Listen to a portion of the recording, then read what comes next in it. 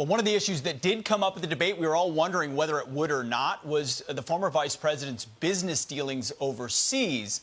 Here's a portion of what the moderator asked and the vice president's answer, and we'll get your response.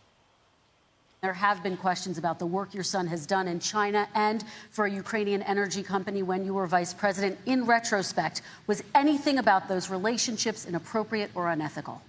Nothing was unethical. Here's what the deal.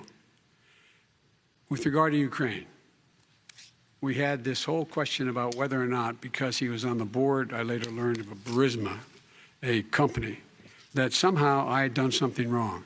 Yet every single solitary person, when he was going through his impeachment, testifying under oath who worked for him, said, I did my job impeccably. I carried out U.S. policy. Not one single solitary thing was out of line, not a single thing. What's your response? How will voters read his answer and try to pivot toward Trump?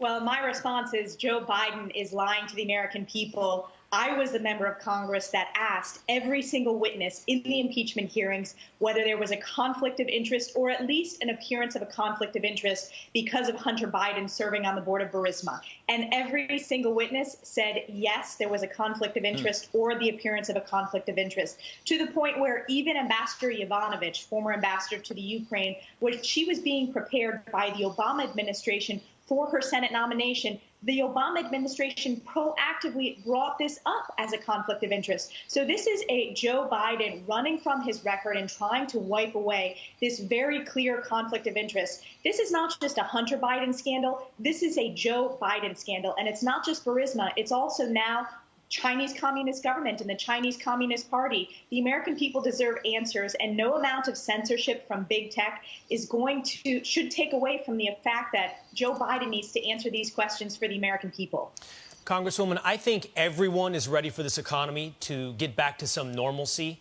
I think most would like to see our economies reopened, and many need help along the way when it comes to a COVID stimulus bill. So the question is, what is holding up a COVID relief fund? President Trump and Steve Mnuchin are saying the ball is in Nancy Pelosi's court, and she is the one holding it up. In fact, I'd like you to listen to what the president is saying about what Nancy Pelosi is trying to accomplish that might be holding up this relief bill. Listen.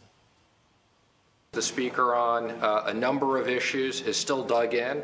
If she wants to compromise, there will be a deal. But we've made lots of progress in lots of areas, but there's still some significant differences that we're working. She wants to bail out poorly run Democrat states. They're poorly run, both in terms of crime and in terms of economics. And we just don't want that.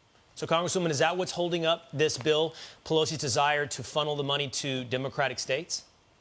I think there's a number of reasons why Nancy Pelosi is holding up the bill. She has walked away from negotiations time and time again for months and months. The bill that she's put on the House floor, the Heroes 1 and Heroes 2, it includes partisan provisions like stimulus payments to illegal immigrants, releasing violent criminals into our streets. When it comes to state and local aid, there is a way to make it targeted towards COVID relief. But I agree with the president that you shouldn't be bailing out states that have been fiscally mismanaged prior to COVID. They do need additional COVID relief, but not what Nancy Pelosi wants. And this administration and President Trump, they have negotiated, they have gone back to the table, and she has walked away. But I think it's also the stark contrast, not just between Nancy Pelosi and the president, but Joe Biden and the president. Joe Biden talked about a dark winter. That is ominous. That is not what the American people want to hear. President Trump talked about the importance of safely reopening. That is what the American people are looking for, whether they're small businesses or whether they're kids safely learning in school. So I think this is a stark contrast, and I think it's one of the reasons why